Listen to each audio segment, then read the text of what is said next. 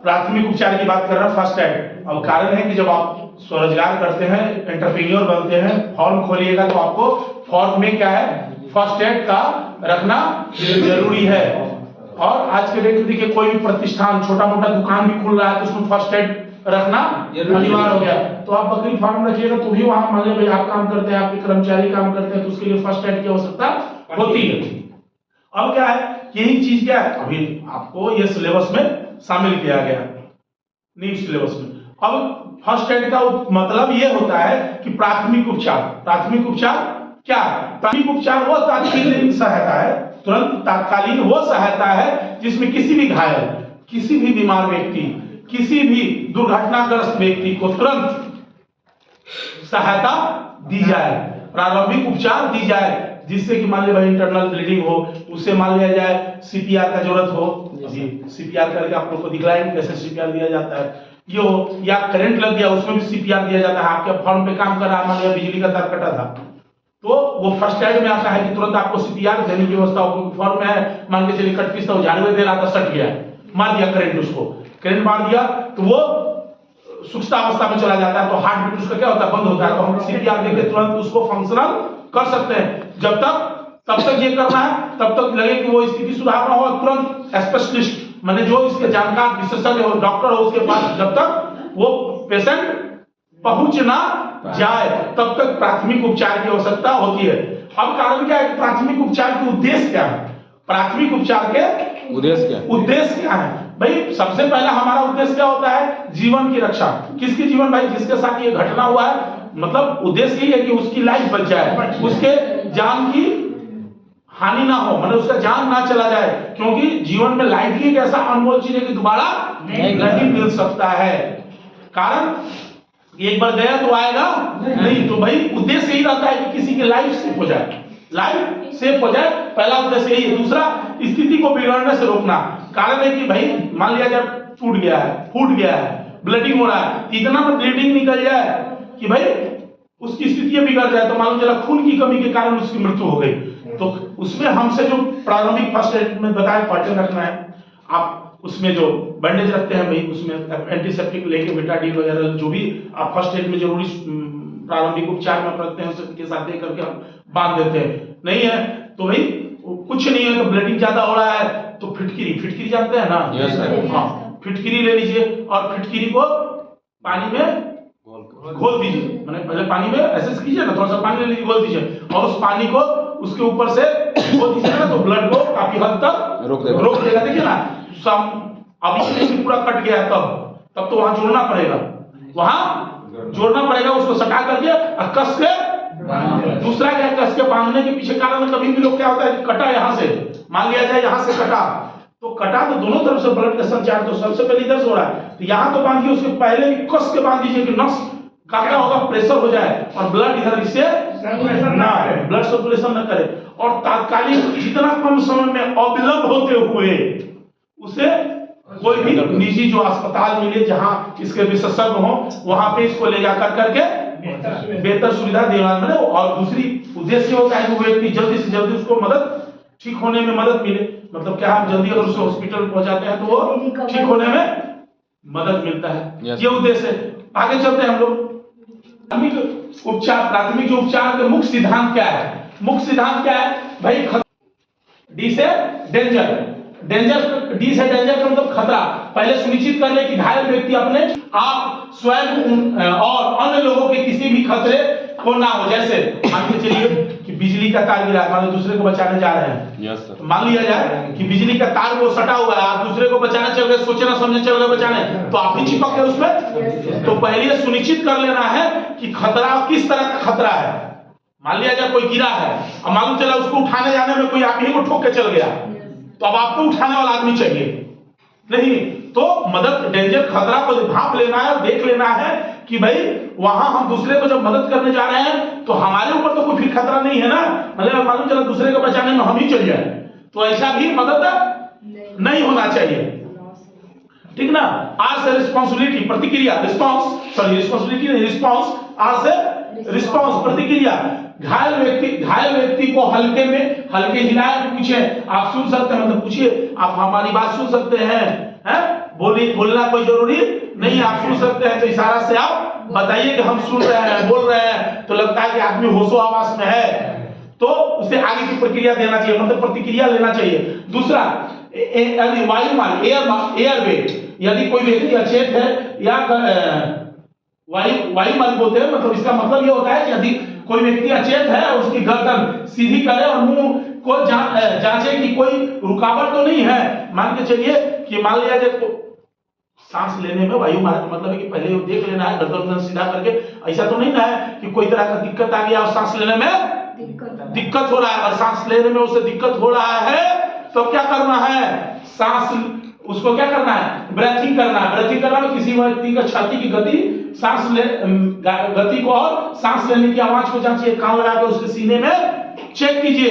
अगर पहला वायु मार्ग अगर है, अगर मान के चलिए कि मुंह, तीसरा जो है आपका एयरवे, मुंह सांस चेक कर लीजिए कि दिक्कत है तो क्या कीजिए, मुंह खोल करके और मुंह पे मुंह रख करके आप कस के उसको हवा दीजिए, फूकिए, ऑक्सीजन दीजिए, तो देखिए उसमें प्रतिक्रिया आएगी। ये करना है। दूसरा, सांस लेना, अगर किसी व्यक्ति की गति सांस की जांच के लिए जो वो सांस नहीं ले पा रहा है तो सीपीआर दे, मतलब उसी को कहते हैं सीपीआर देना। पहले देख लीजिए नहीं है तो उसको सीपीआर देना चाहिए। उसी को जब मुंह में आप हवा करके पंपिंग करते हैं उसे सीपीआर कहते हैं। दूसरा क्या है, सर्कुलेशन, माने रक्त संचार, नाड़ी जांच ले। यहाँ जो नाड़ी होता है ना, यहाँ ऐसे पकड़ के यहाँ नाड़ी को देखिए, ये फुदुक रहा है कि नहीं फुदुक रहा है, चलता तो फुदुकता है, ऐसे फुदुकता है। यहाँ नाड़ी को नस को जो नहीं कहते हैं कि नाड़ी चेक कीजिए, तो नाड़ी माने कोनो नाड़ी को नहीं चेक करने चल जाइएगा, नाड़ी अपना नाड़ी चेक करना है, ठीक ना। नाड़ी और नाड़ी में अंतर होता है। हाँ, नहीं मालूम चले कागज नाड़ी चेक करो तो दूसरा की नाड़ी नहीं, तो मालूम चला कि आपका व्यवस्था हो जाएगा, आपको कोई सीपीआर देने वाला नहीं मिलेगा।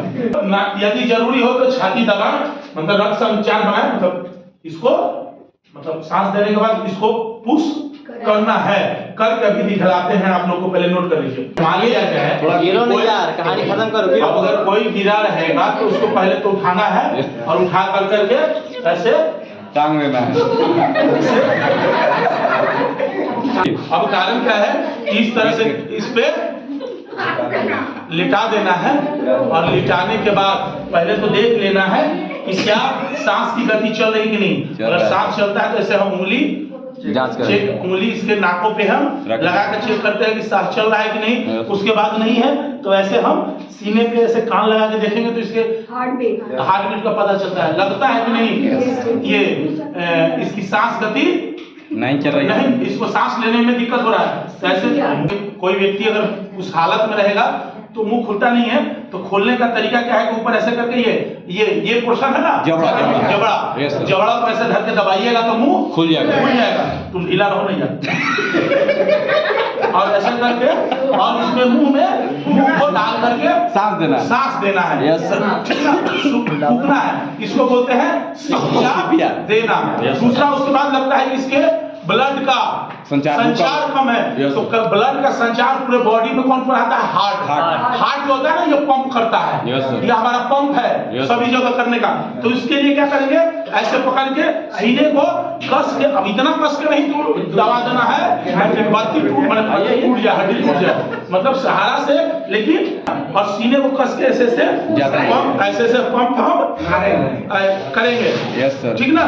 उसके बाद क्या करेंगे, अब पूछेंगे कि हमारी आवाज आपको सुनाई पड़ रही, मतलब जो पेशेंट उस तरह का होगा, ये दो कंडीशन में होता है, या तो गिर गया, या तो आपके यहाँ काम कर रहा है, पब्लिक के फाड़ पर भी काम कर रहा है तो गिर जाएगा, रोड पे भी मतलब हो सकता है, लेकिन आपको अगर व्यवसाय करना है तो उस दृष्टिकोण से बता रहे हैं कि करना है और करते हैं।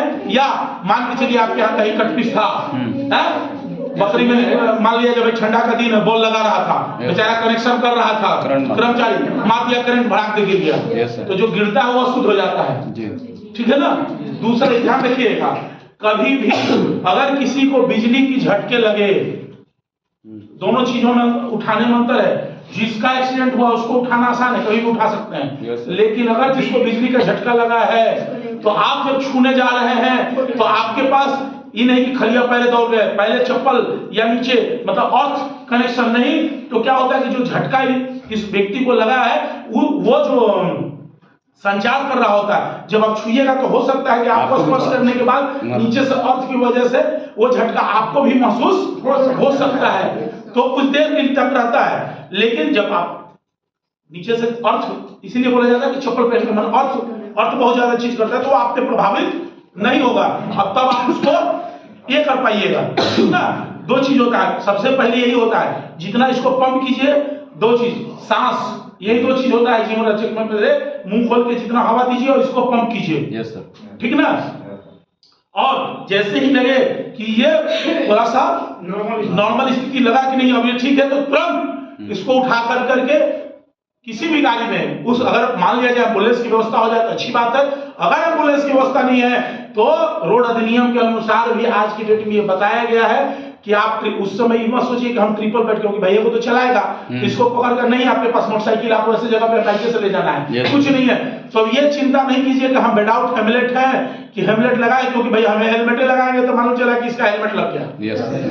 नहीं, मैंने यही चल गया। तो उस समय आप किसी कानून को नहीं तोड़ते हैं, मतलब इसके लिए आपको परिवहन एक्ट आपको इस चीजों के लिए परमिशन देता है, मतलब उस इमरजेंसी के लिए आपको कोई दिक्कत नहीं होता है। अभी नहीं कि मनमौजी ट्रिपल लोडिंग घूमिएगा, तब तो कानूनी अपराध हो गया। परिवहन एक्ट को आप क्या कर रहे हैं, उल्लंघन कर रहे हैं। लेकिन आप किसी की जान बचाने के लिए पकड़ के बैठे हैं तो प्रशासन भी देखेगा तो आपको सपोर्ट करेगा, क्योंकि सबसे पहले किसी की लाइफ सेव करना सबसे पहले जरूरी है। ठीक ना। तो उसे तुरंत आप हॉस्पिटल ले जाइए और हॉस्पिटल में ले जाके भर्ती कराइए। अक्सर क्या होता है, लोग ना किस स्थिति में उस पेशेंट में से पूछे लगते हैं कौन है कहाँ है, नहीं, कि पहले ले जाइए भर्ती कराइए। ठीक ना। हॉस्पिटल में उसको एडमिट कराइए, दीजिए। आप अगर आपका कर्मचारी है तो आप तो जानिए, अगर कोई अनजान व्यक्ति है तो उसको जाकर भर्ती कराइए, तब चेक कर लीजिए कौन है कहाँ है मोबाइल, और उसको खबर कर दीजिए। आपको हो सके तो खबर कर दिए, ना खबर कर सकते हैं तो हॉस्पिटल वाले को, डॉक्टर को बता दीजिए कि भैया हम अनजान व्यक्ति हैं, बाकी वो डॉक्टर अपना कर लेगा खोजबीन, वो कर लेगा। मतलब हमको लगता है कि हमारे पास है, दूसरा हम कर करके प्रशासनिक मैंने प्रशासन को हम, अब तो 112 चल गया है, 112 पे कॉल कीजिए भाई इस तरह की घटना हो गई, हम लेके आए हैं, आप आइए। वो नहीं कहेंगे कि आप काहे लेके चले गए, क्योंकि जान बचाने से सबसे पहला इमरजेंसी कुछ भी दूसरा नहीं है। क्लियर? Yes sir. चलिए।